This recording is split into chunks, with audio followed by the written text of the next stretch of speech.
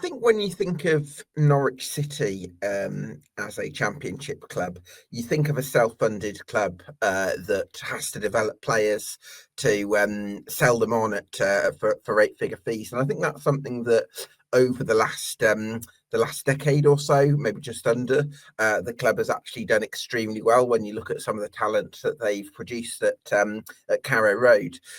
But I think what's interesting about this season, because whereas last season that was very much the ambition, at least under Johannes Hoff Torp, and it started extremely well, didn't it? And they had probably the best striker in the division last season, and the top goal scorer for 95% of the campaign as well, in Josh Sargent and Borja Sainz, respectively. But it did tail off in the second half of the season. And whereas what they were hoping would happen was that they would get better and better as the season went on and maybe just miss out on the playoffs, they missed out by quite a fair margin. And that's with a record low points total required to get into the playoffs, which Bristol City made. And Bristol City's head coach, Liam Manning, has been poached by Norwich City, which I think represents a slight tweaking of approach, because Liam Manning has been an efficient manager, getting MK Dons to 89 points in League One in 21-22, although his second season at Stadium MK didn't go so well. He had Oxford United in contention and en route for the promotion they ultimately achieved in 23-24. And also he stabilised Bristol City in that same season after moving to Ashton Gate, and then got them into the top six, as I mentioned, that season. So this is a manager who's got results. I think he's done some reasonable work with developing young players, but I wouldn't put it among his main skill sets. And then when you look at Norwich City's recruitment this summer, it's not old players by any means, but it is players who are peak aged in their mid-20s. And it does suggest a slight pivoting, doesn't it, from their usual route, because they've still got some of the players that they developed last season who they gave that breakthrough to and that experience, but they've also got some players who are a bit more Evan ready as well. So is this combination a healthy thing for Norwich City that makes them more ready for the rigours of a championship football and build a team that's ready to last the course? Or is it a sign of a club that's maybe losing touch with some of its core principles that built two title-winning teams under Daniel Farke? Plenty to get stuck into on this Summer Deep Dive.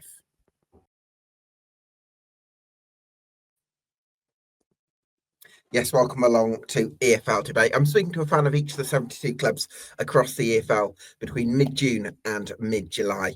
So if you want more of that content, you can do us a massive favour by getting subscribed to us on YouTube and on Spotify. Delighted to be joined by Connor Southwell from the Pink 'Un and one of the Yellow Army as well. Connor, thank you so much for joining me this evening. Really appreciate your time to talk about Norwich City. Do you think that pivoting slightly from their usual approach is a good thing for Norwich City and their ambitions?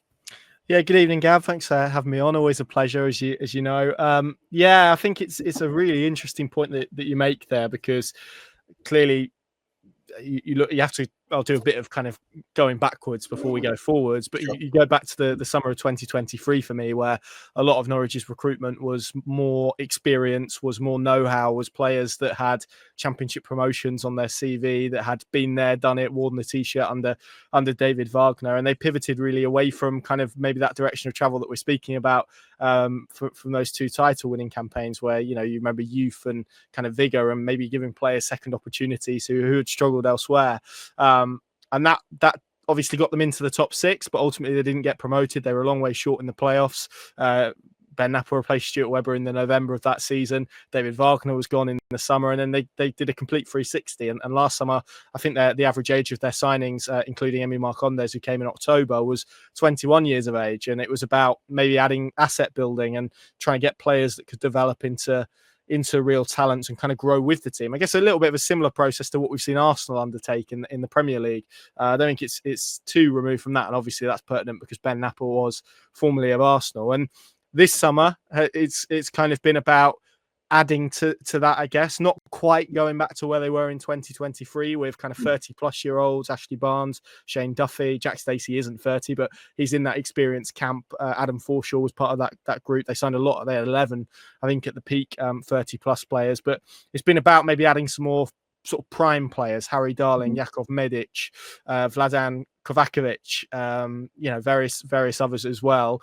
But I think there will still be some of that youthfulness to Norwich City naturally by the way they've done it. Jacob Wright has signed on a permanent basis. Lucian Mahovo, Ben Kruzene at left back. Kellen Fisher obviously had a really good campaign at right back. They signed Matthias Chris Gordon, who 23-year-old from Denmark. So I think it's probably about trying to achieve a better balance. And I think there's been a recognition that after their shortcomings in defence last year and the goalkeeping positions where they, if you look and believe the numbers, and it does marry up, I think, with a bit of the eye test, they goalkeeping-wise were the worst in the division. So I think it's been about probably trying to strengthen their strategy rather than perhaps pivot away from it would be kind of my feeling at this stage. Of course, with looking ahead to a 46-game season, that answer may be very different come October, November, December time.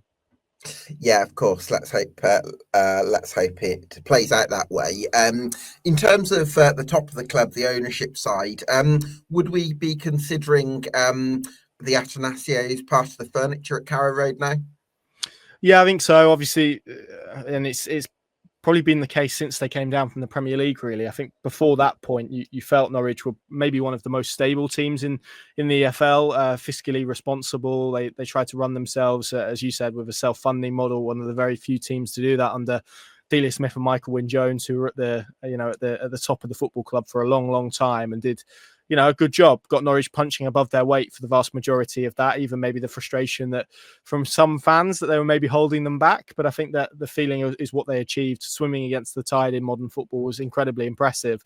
And yeah, over the last few years, it's been about probably a slow, gradual transition away from those two and towards Mark Atanasio and his Norfolk Holdings group. And maybe kind of a move with the times. And I think this summer probably is the first time we're really seeing it because Norwich are in a position where obviously the Borja Sainz deal has gone through in the last 24 hours as we're speaking. Before that, they have been able to spend a chunk of money before selling a player. That's a new world for Norwich City. That was never the case. It was always about you'd have to get a Sainz out, a Sargent out, and then look to do your business. So it's kind of changed the way they recruit. Mark Atanasio very keen to, as he has done, not that I'm a big baseball fan or knowledge of baseball, but from kind of what you read and what he said, they've been able to do that in baseball with their Milwaukee Brewers group and have consistently got them sort of punching above their weight and been perennially competitive in the NBL, despite maybe not being one of the most financially capable sides. So I think it's probably more, again, maybe similarly to my last answer on the football side, probably a strengthening of what they're trying to do rather than a complete radicalization and change away from it, whereby suddenly you've got an owner who's writing blank checks. I don't think that's the case at all. Norwich City still want to develop players. They still want to sell them on for big money. They can just do that probably now at a bigger rate than they could. And clearly, I think like everybody probably in the EFL looking at Brighton, looking at Brentford, and saying, well, can we do that kind of thing in our own kind of way? And I think that is probably where we're at this summer. But yeah, definitely now I think it's fair to say that this is very much Mark Atanasio's Norwich City from here on in. Yeah, absolutely. And another new face in a senior leadership position, Connor, is Ben Napper. Do you feel like he's been able to impart his vision on the club yet? Yeah, again, I think this is, I'm trying to think now, this will be the January, the summer. So we're probably looking at 4 transfer windows. So it's about that time, for example, that Stuart Webber, I think you really began to felt his influence at the football club. And kind of that it was his 4th transfer window that brought a lot of that Germanic core that obviously led Norwich City to the title. So yeah, I think we are feeling that now. And there is a sense that this is very much now his squad. And I think the jury probably is still out in terms of the success of a lot of those recruits. Said a lot of them are younger, a lot of them are on long-term contracts, and a lot of them have time. But I think if this year isn't one of progress for all the reasons you outlined in your very good intro, with the managerial change, with the recruitment strategy having slightly shifted, slightly pivoted to away from what it was. And clearly, I think maybe the Johannes Torup saga, where you had a split between the fan base, some of them feeling that they were on a little bit of a project and actually the short-term pain was worth swallowing up, and those who maybe were a little bit frustrated that they weren't higher up the table. I think that, if that is the case going into this season, if there isn't progress, if they aren't closer to the top 6, then I think it ultimately probably will be him where the fingers are pointed to. And that is now going to be the challenge that he has to take on his shoulders. But that being said, I think at the moment, if you take the temperature and maybe compare it to where it was at the end of the season, where I think Norwich fans were looking at it and looked like Jack Wilshere was in pole position to get the head coach's role. Angus Gunn obviously has left at the end of his contract. People were looking at obviously Borja Sainz, Josh Sargent, as you mapped out, as maybe being two that could leave. Marcelino Nunez as well, albeit that's quiet at the moment. And probably scratching their head a little bit and thinking, well, where are we going here? Because you get a few of those wrong. As you know, Gab, in this league, you can slide down the table at quite an alarming rate. Compare that to where we are now and the fact we're 14th of July. They've only just opened their pre-season on Friday, and they've made 7 senior additions and some really eye-catching ones as well, I think, with obviously so much still to prove in the Championship. And I think maybe the feeling is a lot more positive now than it was with, of course, the caliber of head coach that they've been able to attract as well. So you put that all into the mix, and I think there's probably more Norwich City fans feeling positive about Ben Napper than they were when the curtain closed on that campaign last season. That being said, I think there is now probably significant pressure on him to get it right, because especially with the Atanasio group, they are going to want to see a return for their value and for the money that they've put in the football club, and particularly on the recruitment side. If that doesn't deliver, then it's going to be Ben Napper who is going to come under scrutiny pretty quickly. Yeah, absolutely. Big season for Ben Napper, but certainly some encouraging signs. One of those is arguably the appointment of Liam Manning. And I think possibly the more optimistic take on the appointment of Manning is that he got Bristol City into the top 6, albeit with a lower points bar required, with a squad that I think has far less in the way of individual talent and potential than this one he actually inherits at Norwich City, even if Sargent gets sold as well as Borja Sainz. So from that point of view, it's an encouraging appointment. Yeah, it is. And I think whenever you can kind of attract, I think there was maybe not a playing down. I think it's natural for clubs and fans of their own club, maybe at times, to not realise how much of a pull their club is or isn't at a certain point. And I think the fact that they've been able to attract a coach, like you said, who finished 6th in the Championship, and we can have a big debate, and I'm sure you've had it with Bristol City fans about the manner in which they got there, but that was the end result. And you look throughout his career, and you mapped out really well at the start throughout his time with probably that exception of that second season at MK, where a lot of the key assets had gone. Harry Darling, Scott Twine, etc. had all left. Maybe the recruitment wasn't quite as good. He's always kind of left a team in a better place than he's found them. Even with his first spell in Belgium and Lommel, there was improvement there. So I think Norwich have kind of banked on that track record, really, and the fact that it feels to me like a kind of good level of correction. I think sometimes when you sack a head coach, when something doesn't quite work, you can lurch in the other direction and you can overcorrect. And that's kind of what it's felt like with Norwich previously. You think Daniel Farke didn't quite work. They kind of lurched in the other direction with Dean Smith. That didn't quite work. David Wagner.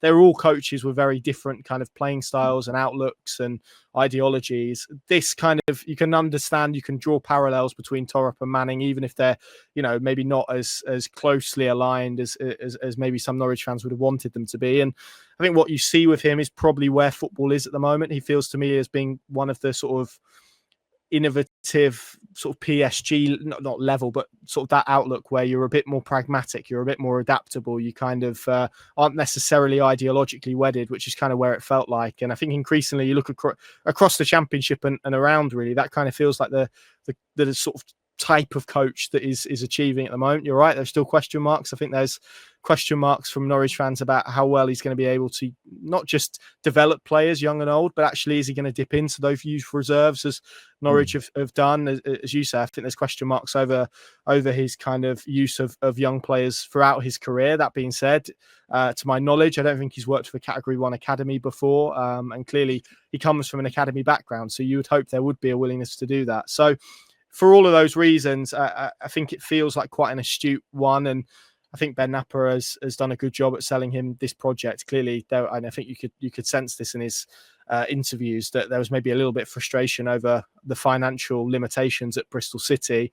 Clearly, at Norwich, he's been told that the key players will go, but that some of those funds will be reinvested. As you say, I think there is a good reason for optimism with some of that squad if you can develop and harness them in the right way. I think Norwich have a better squad than 13th in the Championship, which is where they ended up last season. So if he can get it right, and this is, of course, the case for a lot of clubs in the EFL, if you can get it right, then I think there is probably, and this is what it feels like, a club that's probably waiting a little bit to be woken up, is kind of what it feels like to me after 3 sort of struggling years in the Championship where things haven't quite gone the way that they'd like. And I think what Liam Manning brings is probably a real track record whilst sort of feeling like he's on the up. You compare that with Torup, did a lot of good work at Norgeland, but was in a very kind of good structure and good sort of club, and you kind of look back at it now and say, well, how much of it was Johannes Torup and how much of it was the brilliant work that was kind of being done in and around him, and clearly him within that setup as well.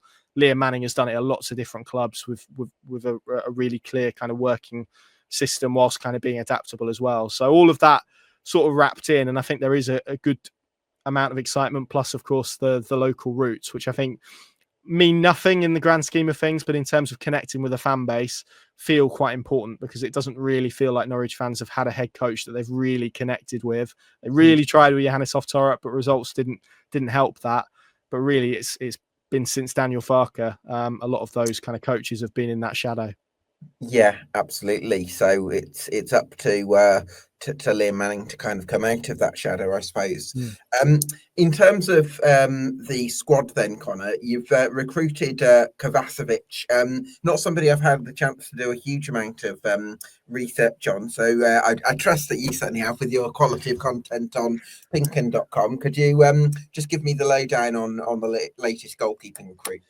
Yeah, of course, and thank you. That's very kind of you. Yeah, I mean, he's an interesting one, because you look throughout his career and there's a lot of pedigree in there. I think 11 trophies he's won throughout his career. He's won 4 Goalkeeper of the Year awards in Bosnia and in Poland, and there was a lot of really good pedigree and performances and consistency that obviously led to him being recruited by Sporting. And you look at their recruitment over the last sort of 4 or 5 years, they've got the vast majority of it right. They buy players cheap, they sell them for a lot of money, as we're seeing at the moment with Victor Gyökeres, clearly a player that Championship fans know very well. So they saw enough of it in him and his performances at Rakow to sign him for 5 million euros. And he came in, he was number 1. He kind of struggled a little bit, I think, in terms of got quite a tough run where the team didn't quite play as well, and then got an injury, and someone else came in. He then came back in for 2 games, which they lost, and that was kind of it. And we know how cutthroat and how deep the reserves are at those bigger clubs. So the chances you get are very few and far between. He spent the second half of last season on loan at Legia Warsaw, where they won the Polish Cup. They got deep into the Europa Conference League. He had a really good performance at Stamford Bridge against Chelsea. But again, I think the general consensus were that his performances there weren't great. And it was, he arrives at Norwich probably off the back of a tough 12 months. Admittedly, what does a tough 12 months look like? Well, he won a Polish Cup, he played in the Europa Conference League, and he played 10 games or so for Sporting. So that's not a bad season by any stretch of the imagination, but it's brought him into the realms where Norwich City have been able to recruit him. And so there does feel like there is a degree of risk with this one, because it is such a significant position. And contextually as well, Norwich letting go Angus Gunn, who probably by his own admission really didn't have the season he would have liked last year, but the year before that was one of the best in the league. So the Norwich fans, clearly with the connections with his last name, were very connected to him and had a lot of affection for him. And this again comes down to Ben Knapper's judgment, really. If Kovacevic isn't of the level of Angus Gunn, at the very least, if not better, I think Norwich fans will turn around and say, well, hang on a minute, you got rid of a very solid, capable Championship goalkeeper and took a hell of a risk. What they have done, though, and I think this adds to that general goalkeeping debate, is they have brought the level of their understudies up. Obviously, George Long has struggled at Championship level for Norwich City. I think that's not being unkind. And Vicente Reyes as well. Probably just a little bit too early for him, in truth, when he got thrown in. And Dan Grimshaw, you look at him, and obviously Blackpool and Plymouth. Yeah. He's had some tough spells in some tough teams, but he's a good goalkeeper, Connor. Exactly. I think he's had a good season at this level before with Blackpool in I think it was the 21-22 campaign. So he's definitely got previous at this level. So and he's also reasonably young for a goalkeeper. But I'd almost wonder, you've got 6 goalkeepers at the club, so you'd want to have them all on the goal line, wouldn't you? Yeah, I mean, they've taken drastic measures from their struggles last year. They're going to play with 6 goalkeepers, tactically innovate. But yeah, I mean, look, clearly Long, I think Reyes and Dan Barden, who's the other one who's clearly, played a really significant role. It's a shame kind of what happened to him with his illness and a couple of loan moves that didn't quite work out, because he was in a really good place in that kind of second Farke title winning season where he came in and made a really big impact after Tim Krul and Michael McGovern dropped out. So you'd expect those 3 to depart. And if Kovacevic maybe isn't quite performing, then as we've just discussed, you've got Dan Grimshaw to bring in. That feels like a better caliber of kind of replacement, a safer pair of hands, to excuse the pun, than maybe the understudy they had last season. And then, of course, supplemented by Louis Molden, who's been at Crystal Palace, has worked with the goalkeeping coach Tony Roberts before at Wolves, and made a decent stop in the pre-season friendly against Northampton on Saturday. So it feels like probably a stronger group, but I think there probably is still that element of risk around, obviously, Kovacevic and that number 1 position, which is going to be really interesting to see how that unfolds as the season grows old. Yeah, for sure. I also feel like the signings that you've made, I think 3 of them, probably implies a confidence that you will be able to offload 2 or 3 of the goalkeepers. Well, I think Reyes is going to go out on loan, and maybe Dan Barden as well, and possibly Long permanently if there's taker for him. But I think it shows a confidence that those kind of movements are going to happen. So I'd expect that to come in the next few weeks.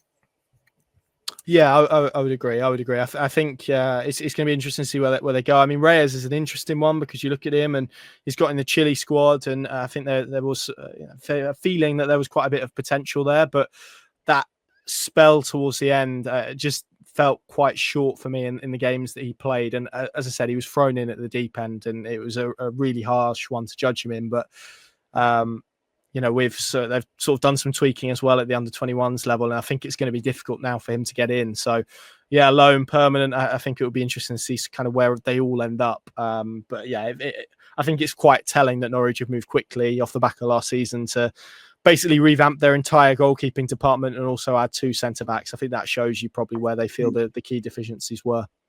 Yeah, you mentioned the centre halves, Connor. You've signed one from abroad in Maidich, and you've also signed Harry Darling, who's got some experience in English football as well. Maidich, I think, is a really big lad, can play in defensive midfield, and Darling is loves to maraud forward with the ball and has that sort of ball playing prowess, if you like, that I think Liam Manning worked with him at MK Dons. Yeah, I mean, however big you think Jakov Medic is, wait till you see him in the flesh, because he is ginormous. I've not seen somebody with a bigger neck in my life than Jakov Medic. He is a big boy, and again, similarly to Kovacevic, really a really interesting one. And I think probably you could group those 2 together, where he was really highly rated in Germany, playing for St. Pauli, sort of came through. We think of Croatian players as coming through at Zagreb or, some of the bigger Croatian clubs. He didn't. He kind of worked his way into the 4th tier of Germany and worked his way up, and was playing under Fabian Hürzeler at St. Pauli as part of his team, and was regarded maybe as one of the best defenders in the Bundesliga too. That then led Ajax to sign him, and we know enough about Ajax to know you don't get to play for Ajax if you can't play a bit. So sure. That is positive. And again, played 10 times, didn't quite work out for him in a tough year, and then he spent the last season on loan at Bochum in the Bundesliga, who were relegated. And I don't think, sort of speaking to people who watched him, that was anything to do with him. I think they had a change of coach halfway through the season. He's a bit more kind of technical and a ball player, and they brought in Dieter Hecking, who's quite old school. I don't think his face really fits. So, again, comes to Norwich probably off the back of maybe not the most ideal 12 months, but you're thinking to yourself, well, if they'd have really kicked on, they wouldn't be at Norwich City, and that's the risk that they're trying to take. 100%. Do you know what? It reminds me so much of when Norwich signed Timu Pukki, because Pukki didn't come to Norwich off the back of his best stint.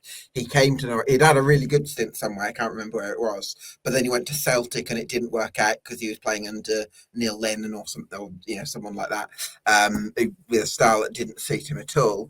And what I am very encouraged by is that the club are able to spot that and say, okay, we've seen that he's got ability from here. The last 12 months haven't gone to plan, but that's why his value has lowered slightly, and that's why we can get him. And I like that Norwich City are thinking like that. Exactly. And you throw that in with Liam Manning, who, for all the reasons that we've said, you look at what he's done at Bristol City, at Oxford, at MK Dons. He's got a team kind of performing above its ability. So if you can give him players like that and he can flip them and you can make money from them, then that's where the product and the profit and the business kind of model all comes together, whilst hopefully getting Norwich City closer to the top of the Championship. So you can kind of see a method in the madness, but of course it takes a lot for those players, particularly from abroad. As we know, dropping them into the Championship, it can be tougher for some than others. Some can really take to it, some can't. But I mean, the size of Jakov Medic, I don't get the impression that he is going to be a man who's fazed by having to go to Millwall or having to go to Stoke in midweek or anything like that. He looks very much like down for business. I mean, he looks like he's manufactured in a lab, to be honest. So he looks to me like he's capable of kind of dealing with the rigors of Championship football. Absolutely, Frankenstein's monster, Jakub Medic. But it's interesting because I also think in the centre half department you've got Jose Cordoba, who came in 2024 with some really good reviews. I think he's had some good moments in his first season, and I think that maybe in his second season he's somebody who could have benefited from a year to acclimatise. You've also got Brad Hills coming in off the back of an excellent loan at Stockport County, and I would also say about Brad Hills, if he's with loans, if they've done it at the top of League One, the next step is the Championship. The next step is the first team. So Brad Hills is in the mix as well now. Yeah, it's a really fascinating tussle that they've got essentially for full positions. Shane Duffy's still in there as well. Rory McConville, who they signed from Brighton. Emmanuel Adebayoga, who has had a really good EFL loan with Walsall and spent last season at Dundee United. It's a really, really interesting race now that Norwich and Liam Manning have basically got 8 options, I think, and he's got to narrow that down to 4. That's going to be tough. And then, of course, in the background, I think there's probably debate around, well, actually, what kind of base formation is Liam Manning going to go for? Because he's played a 4-2-3-1, I think, predominantly throughout his career. But at Bristol City's success came really with a 3. So, and he played that at MK Dons. Sorry, Connor, just on that, he did play 3-4-2-1, I think, at MK Dons, but with the 2-10s slightly wider than they were under Wes Martin the year before. And at Bristol City, I think he changed to 3-4-3 or 3-4-2-1 or something similar. So 3-4-2-1 or 3-4-3 is formations that he can play as well, just to add to that. Absolutely. And that's where you look at the centre-back options. Jose Cordoba, who I thought pre-Christmas did a lot of good stuff, and then got in combination of injuries, got a red card away at Sunderland, which was reckless, and then had a really tough moment on the international stage in I think the Nations League final for Panama, where it was a handball and gave away a penalty in the last minute to kind of cost them the trophy, really. And from there, confidence really looked an issue. It didn't quite come back the same player from that, and never really recovered. But you could kind of see why in a back 3 on the left side, where he's got a bit more protection, how you could get a little bit more out of him.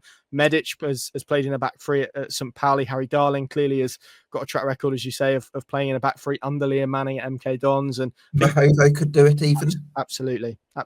And, you could kind of see where, Jack Stacey as a wing back, you could kind of see the logic there. I think maybe left wing back is slightly more question marks around whether Ben Krezene or Lucien Mahovo could give you the same type of output. But again, I think that's something you could navigate. So I think you combine all of those elements, there is reason to suggest they could go down that direction. Clearly, Liam Manning said this, he's not a coach that's particularly wedded to a system.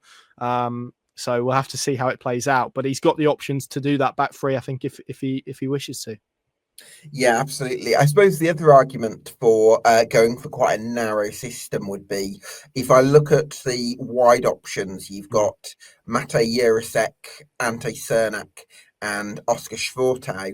I don't know a huge amount about Jurasek, but Cernak played on the right for much of last season, but he's left-footed, so he can sort of play a little bit of that cutting inside role. And then you've got Oscar Schwartau, who's an attacking midfielder, can play wide, but he might see playing as one of those number 10s. And also you've got players like, just to pick them out, I suppose Gabe Forsyth or Forstner Manqua or I suppose Nunes, possibly Ben Samani. There's players who could possibly play those more advanced roles.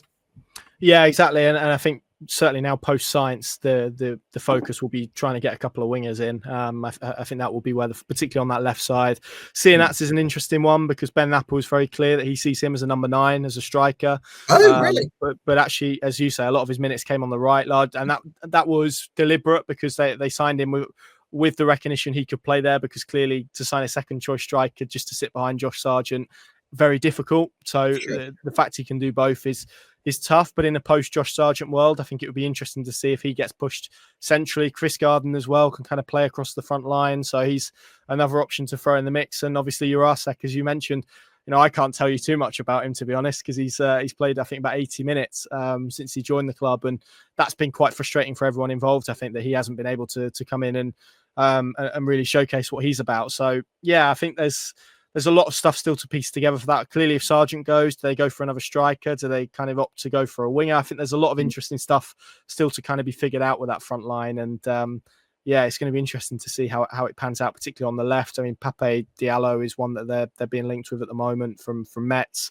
who's again 21, and I think the other wouldn't surprise me if it was maybe a loan from the Premier League. So yeah, I think that forward line maybe now feels like, they've kind of done the back line, they've done the goalkeepers, they've done the defence. That now feels like maybe where the focus is in the transfer market. And, Oscar Schwartau, for example, I think, again, where's his best position?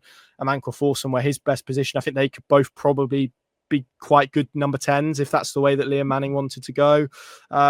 So yeah, it feels like there's probably a lot to be decided across that sort of attacking line and in those sort of definitely those wide positions, as you quite rightly mentioned.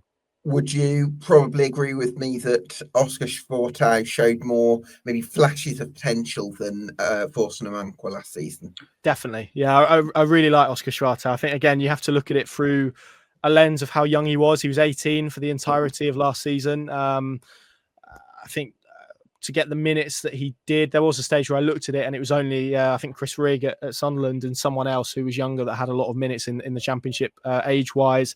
But I think for him, similarly to probably Forson, really, it's his position. I don't think Norwich have really found that best position. When he was playing in a 4-3-3 and he was playing centrally, felt to me like probably was too far down the pitch, really. And he's the type of player, I think, that can glide past players, very good technically. And again, exciting is that they've got time on their side to develop him and nurture him into something really exciting. And Emil Forson, again, showed flashes. I mean, that Coventry game in January where he came on and completely changed the complexion of that game. And that felt like probably the moment that it was going to explode for him and that it was really going to open up. And then he got an injury against Brighton in the FA Cup the next week and kind of missed the remainder of the season, really, up until I think the last couple of games, and he looked pretty good on the final day against Cardiff as well. But for me, both of those guys, Norwich haven't really played with a number 10 probably really since Marco Stiepermann and that kind of era.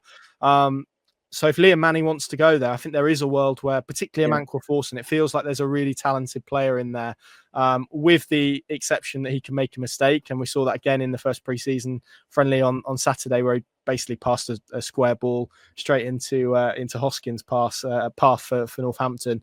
But there's quality as well on the end of that, and Schwartau as well. And I think maybe even Marcelino Nunez in a more advanced role could be quite exciting with the ground that he covers and the way that Liam Manning wants to press typically. So I think they've got some good number 10 options if that's the way that Liam Manning wanted to go with it, in perhaps more of a 4-2-3-1 as well. So, we speak about options. I think he's got options all over the pitch to play a range of systems and probably depending on the opposition as well. And that versatility is, I think, probably quite exciting for him as a coach. Are we still talking about Kenny McLean as as one remaining sort of pillar of consistency and reliability, or do you think that his place could be under threat from players, some of those up and coming midfielders like Jacob Wright, who signed permanently this summer? Yeah, Jacob Wright's the big one. I mean, he's been outstanding since he came in on loan. Was thrown in the deep end actually against Preston. Kenny McLean pulled out of the warm up with a bit of an illness, which kind of the story of his season. Really, he suffered with illness, suspension as well. You compare that to the year before, he played every single minute, or not every minute, but every game he was ever present. He was fantastic. Got the club's Player of the Season award, and it just it feels like Wright probably represents a little bit more of the future. That being said, I think you have to look at what Kenny McLean has done and the consistency and the longevity and when he joined Norwich, he was sort of this dynamic 8, and then in the Premier League, he became a bit more of a number 10, and now he's kind of gone back to being a 6, and he's filled in at left back, and he's played as a centre back, and he's a striker stint and a goalkeeping stint away from doing the full set, really, and he's been a fantastic servant, a phenomenal captain. And I think we're probably all quite intrigued to see his level of involvement under Liam Manning next year, particularly with Norwich are keen to sign another sort of more defensively minded midfielder as well. So if they get that through the door, it's going to be a lot of midfielders in the same way they've got a lot of centre backs and a lot of goalkeepers. And then, he's also, and I think this is a footnote probably in the conversation, he's now entering the final 12 months of his contract at Norwich. So it probably does feel like maybe the time that they try and pass the baton on a little bit. That being said, every single head coach that Norwich have played Kenny McLean and played him consistently because of what he gives you, that level of consistency and reliability. And I think there'll be moments in the season where he will be good for that, particularly away from home in tough games where he gives you that leadership and nous. But yeah, if Jacob Wright can really kick on, I think in the way that everyone hopes, there is a chance that maybe his involvement is a little bit more limited this year. Yeah, I mean, it's interesting you mentioned that because you've got Kenny, you've got a lot of, you bring in another defensive minded midfielder, but you've got a lot of options there that are sort of first team ready. You've got, I mean, I've got the list in front of me. You've got Emiliano Marcondes, who can get forward quite well. You've got Gabe Forsyth, who's meant to be quite an exciting prospect. You've got Liam Gibbs, who's been around for a few years now, a little bit curtailed by injuries and sometimes playing out of position, but he's got something. You've got Jacob Wright, who you mentioned, and Kenny McLean. You've got Forson Amankwa, who we've spoken about, showing flashes of potential, and Oscar Sforta, who can play a midfield as well. You've got Ben Slimani. You've got Marcelino Nunes, and even somebody like Owen Miles, who's come through the academy. I mean, that's 11. I think that's 11 players that we've mentioned already. So that's going to be stiff competition for 3 positions, maybe 4 positions if it's a 3-4-2-1. It is, and I think what's going to be interesting is how much they move to thin out those areas, because you look at last season, I think they had 3 injury crises throughout the campaign, and that was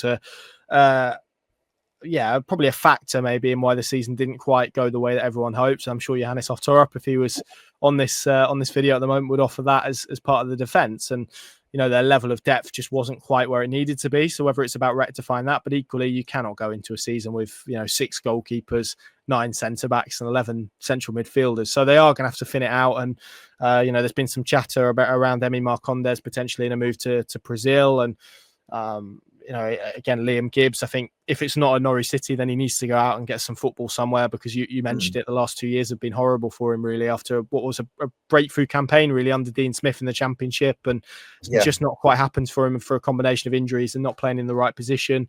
Forsyth as well, it's such a shame. He kind of burst onto the scene last year, looked really encouraging when he played, and then was injured by a challenge off the ball at Cardiff, which should have been a red card, but it's a footnote now.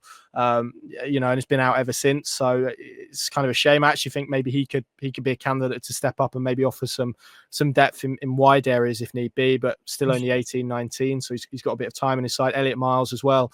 Johannes Oftorup liked as kind of a central option, but throughout the academy has been kind of a winger typically. So I think you've maybe got some variation in there. And again, I think it's probably going to be pre-season, and it's going to be training time, and it's going to be Liam Manning probably deciding which ones he feels are the frontline ones, and maybe which ones he feels aren't going to play as much. And that will probably play out, as we get into the second half of July and into August as the season rolls round. And if you're an Anis Ben Slimani and it gets to nearly the final 2 weeks or so of August and you've not really kicked a ball, do you then look to try and find something else? I don't know. So I think there's so much still to play out in that department. But at the moment, I think where you are at, if you're Liam Manning, you want that level of competition in your squad, and with 5 substitutes now, clearly you can carry maybe a slightly bigger squad as well. So it will make it harder for him to manage and to keep everyone happy. But if it raises the level, I could certainly maybe see an argument for carrying maybe a slightly bigger squad than they did last season. But at the moment, it's just too bloated, I think, for me.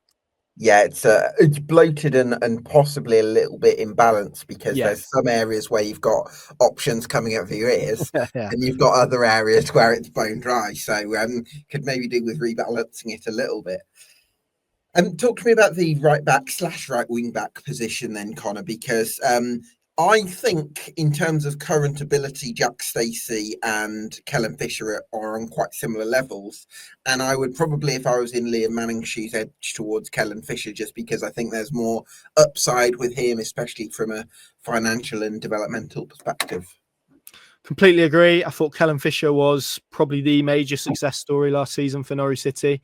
And probably, I think you could probably put more science in this category just about, despite his sort of his tailing off towards the end of the season. But Kellen Fisher felt like the one who really profited and benefited from Johannes Hoftorp and his system and the way he wanted to invert his fullback. He was outstanding in terms of the consistency level, second behind Josh Sargent in the club's player of the season. And I felt it was quite an interesting one because Kellen Fisher is more technical, I think, than Jack Stacey. I think that's fair. He's more comfortable in possession, but probably doesn't give you the verticality, the level of direct running, the threat in the final third that Jack Stacey gives you.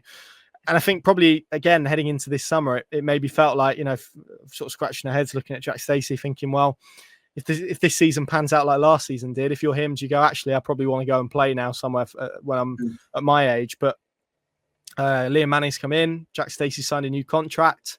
That feels quite significant, I think. So, yeah, I think it's quite a good blend. I think when you zoom out, again, we speak about options in different positions to do different things. I think Liam Manning has got a really good kind of blend there with those two options that he can kind of set up differently. If Norwich City are at home and they're playing a low block, you could drop a Jack Stacey in there and push him high and be super aggressive in that position. And equally, if you're going away from home and maybe it's slightly more challenging and you need a bit more pragmatism, then you could drop Kellen Fisher into that situation. But I'm with you. I think it would be a shame after the season that Kellen Fisher had and the progress that he made, the strides that he took. And I think we did see towards the end some improvement in terms of his attacking output as well.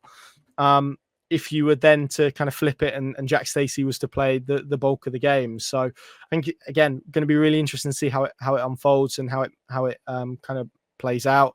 I think one thing you would say about Kellen Fisher is he can play on the left side. Norwich again, that's probably the area I look at the moment with Krezene and Mahovo, who are both young options and got high ceilings, but didn't quite see enough of either of them really last season. And there have been injury problems and whatnot. So, could Fisher become a left back? That wouldn't necessarily surprise me. We've just done a bit on Kenny McLean. I think he ended the season at left back, so that's not beyond the realm. So, yeah, I think if you're Liam Manning, you're probably quite pleased with your two options there because I think you can basically play any type of fullback that you would like, and you've got an option capable of doing it.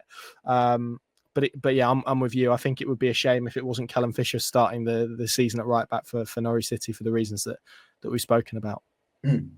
Yeah, absolutely. The one thing that I really do like about this Norwich squad, Connor, is I do think it's oozing with potential. And I think whereas I have possibly questioned Liam Manning on whether he's used youth at other clubs, he's probably never worked with this scale of potential. Because I've got the squad in front of me now.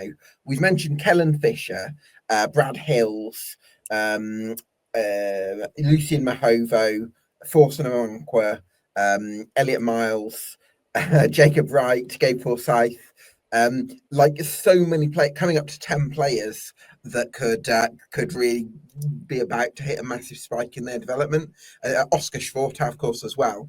I think that's a really exciting aspect to this Norwich City squad, the potential of players and how far they could be about to go and hit that incline.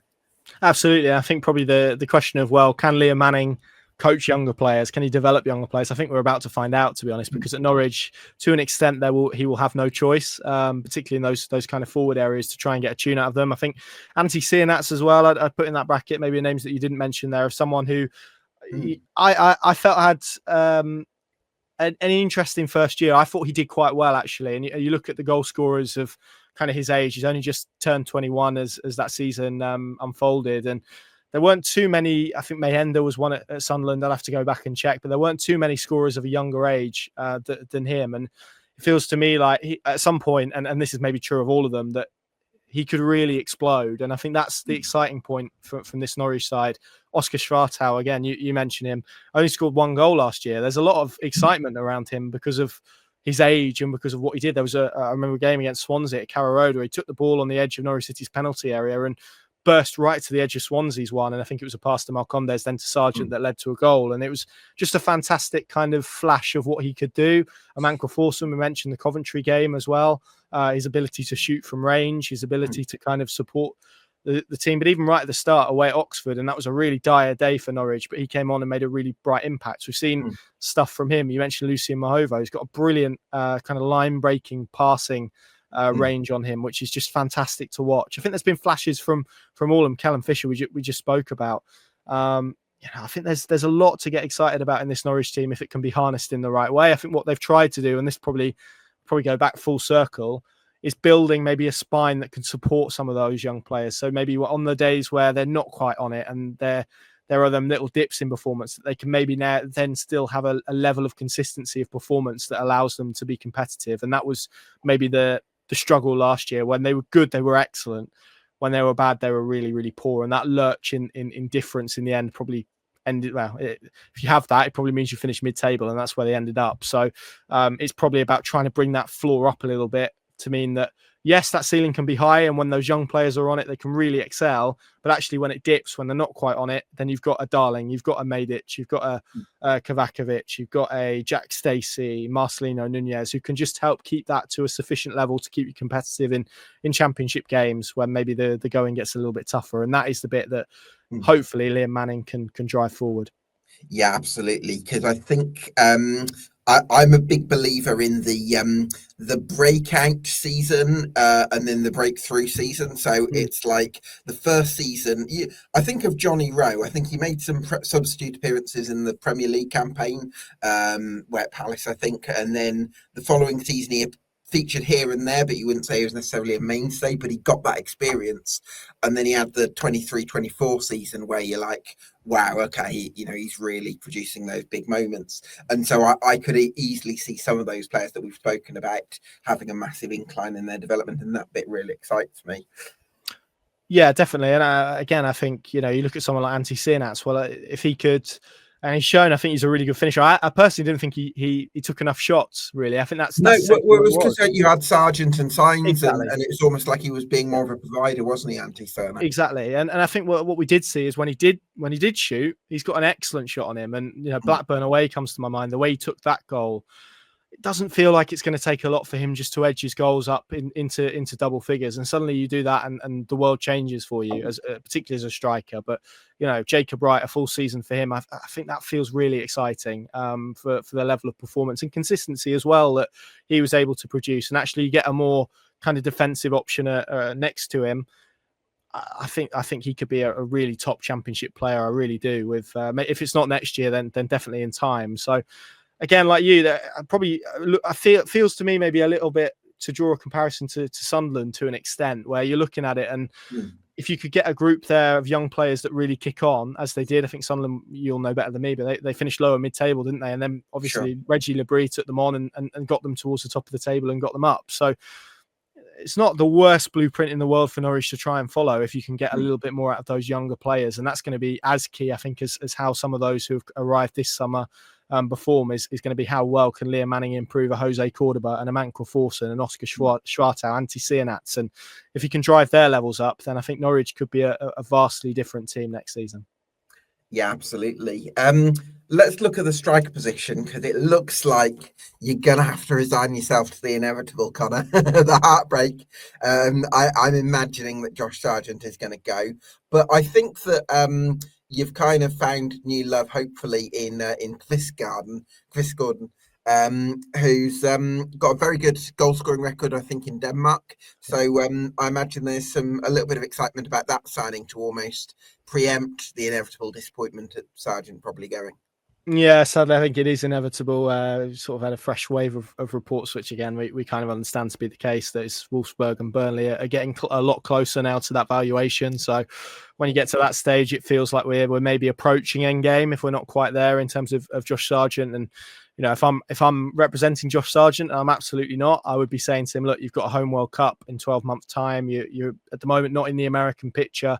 You need to go and play in a top 5 league and try and score some goals and try and get yourself in Mauricio Pochettino's plans. Hmm. For me, now he doesn't have a lot to prove in the Championship. We know if he started at Norwich City, he would score lots of goals, probably get an injury as well, but he would score lots of goals and a range of them. So, he's done that for 3 years. He doesn't need to do it for a fourth. He's proven himself at this level. It feels like the right time probably for him to go. It's going to be a big blow for Norwich. And like you say, that's then when Cianats comes into the conversation, but also Chris Gordon. And there's a lot of excitement around him because of the level and caliber of club that were linked with him. I mean, 23 goals for Bromby last season.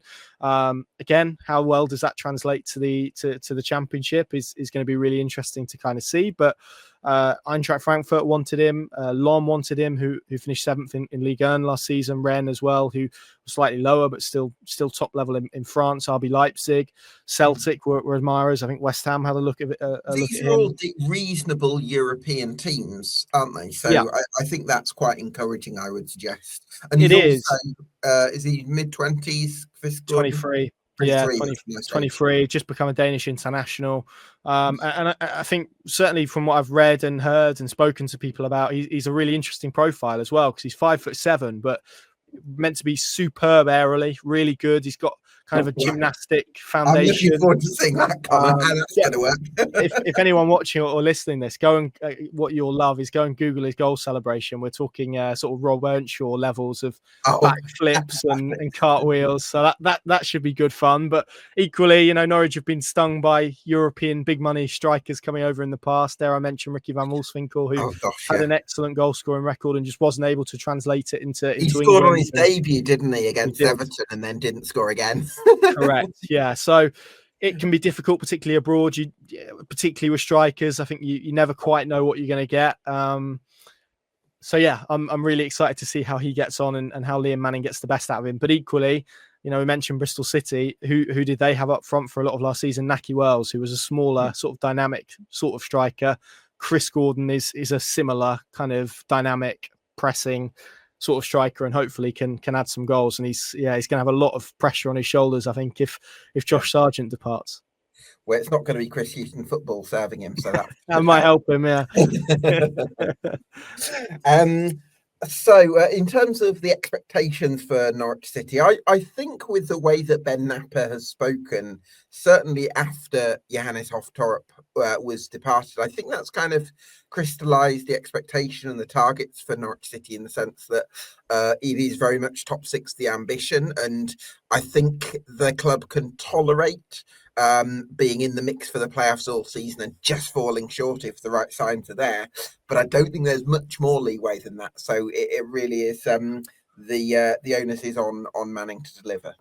Bang on, yeah, absolutely spot on. I think that's the way that they see it. I think if we'd have been sat here and maybe you flipped that Championship season that Johannes Hoftorp had on his head, and they started really slowly and poorly and looked a bit of a mess, which they did at Oxford away on the opening day. But actually, over the course of the campaign, they got better and there were signs of improvement. And I think if they'd have done that and finished 13th, I think Johannes Hoftorp would still be in a job. I think the issue was just how quickly the whole thing fell apart, and obviously, stuff behind the scenes as well, in terms of maybe buy into his methods and all of this type of stuff. So what Liam Manning's got to do is oversee a season of progress and a season of sustained progress, and make sure that come May, Norwich City are in a better position and are a better football team than when they start in August. That's, or at least as good as, and that's the aim for him. And of course, to be in around that top six. And I think there was a real frustration last year when you looked around that Norwich dressing room. You mentioned it: Josh Sargent, Borja Sainz, Marcelino Nunez, Callum Doyle in the back line as well. Those are players that should have been a lot better than 13th in the Championship. And, for a whole host of reasons, ultimately they weren't. Johannes Hoftorp paid the price for that. And now they're hoping that Liam Manning, with his track record, with his ability of kind of getting a team to punch above its weight, is able to, if not get them into it, certainly get them closer to it. And certainly the recruitment that they've done and the ambition I think that they've shown in this first half of the transfer window kind of crystallizes that view. So yeah, those are going to be big expectations again, as there always seems to be whenever Norwich City are in the Championship. And it's up to Liam Manning to try and make a better fist of it this time around. But definitely, if transition was the buzzword last year, progress, I think, is going to be the buzzword this year, and that's going to be the marker of how well Liam Manning is doing at Norwich City. Yeah, hopefully we see some of that progress this season. What's your prediction then, Connor, for the season? Well, I think they'll be better. Again, this is why I'm really looking forward to kind of your output as the season gets closer, to maybe get your view on maybe what the feeling is generally, which is it's going to be a tougher championship this year. At the moment, I've got to be honest, maybe I'm being a bit of an outlier and it's still early. We've still got a few weeks before the season, so it could change, but it doesn't really necessarily feel like it's going to be majorly stronger in my head. When I look at it, it only really feels, and it, clearly as someone of a yellow and green persuasion, pains me to say it, but I'm really only looking at Ipswich at the moment as ones that I think are probably not guaranteed, but ones that I feel you could probably hang your hat on to be very, very good at the level with the coach they have and the squad that they have. Beyond that, I think there's question marks over Leicester, over Southampton. Birmingham, clearly there's a lot of excitement about, and you can understand why. And I could absolutely see a world in which they did very well. But again, I think I'm not quite sure. Again, I'm maybe leaning in a little bit, but I'm not quite sure on the Kyogo signing, for example. I think there are still question marks around them. Wrexham as well intrigue me. I'm maybe not as hot on Wrexham as other people, but you never know. Momentum is a big thing at this level. Changes of manager at Norwich, at Middlesbrough, Watford as well, complete unknown there. You're not quite sure how they're going to do. Swansea have done some good business. So I think it feels quite open to me, is kind of what I'm saying. And I think if you're Norwich City, that's probably what you want heading into the season, to try and get out, hit the ground running. And again, I used the example earlier of Sunderland. That's what they did. They had a really good start and were able to maintain that by being really consistent. And that's probably the aim for Norwich City. So if they can do that, then I think they'll be better than they were last season. Will it be enough for a top 6 finish is probably, the question that I'm asking myself at the moment. I think they'll probably just fall short, maybe 7th, 8th, something like that. But maybe I'm being especially pessimistic because I'm in and around it. I don't know, but that's kind of where my head is at, and I've shown a little bit of my work in there as well. But would it surprise me if they ended up in the top 6? No, it probably wouldn't. Would it surprise me if they finished 13th again? Equally, no, it wouldn't. So I'm probably going on the more sort of positive side of that than maybe the pessimistic side. Yeah, well, hopefully we'll see that progress at Norwich City. Connor, listen, it's been great to have you on the podcast. Massive fan of your fantastic journalism on Pinken.com, one of the best around. So always a pleasure to have you on, and I'd implore everyone to go and subscribe to Pinken.com for fabulous Norwich City content over the course of the season. Some big plans lined up for 25-26 in terms of Pinken.com. Yeah, absolutely. It's going to be a busy week this week. Mark Attanasios in town, so we're hoping to have a bit of a sit down with him. And as we discussed before we came on, they're going to head out to Holland this week, so we're going to be following them out there. So yeah, plenty of kind of exclusive stuff and game coverage, and lots of exciting stuff building up to the championship season. And then like yourself, back on the treadmill, so really looking forward to it again. And just to reiterate what brilliant work you've done. I've managed to catch a few of these, and they're always really insightful. And you're the best around when it comes to EFL stuff, so keep up the good work from your side. That's very kind of you, Connor. Cheers. Well, listen, everyone, thanks so much for watching. You can get subscribed to us on YouTube and on Spotify, and we'll see you again for another Summer Deep Dive very soon.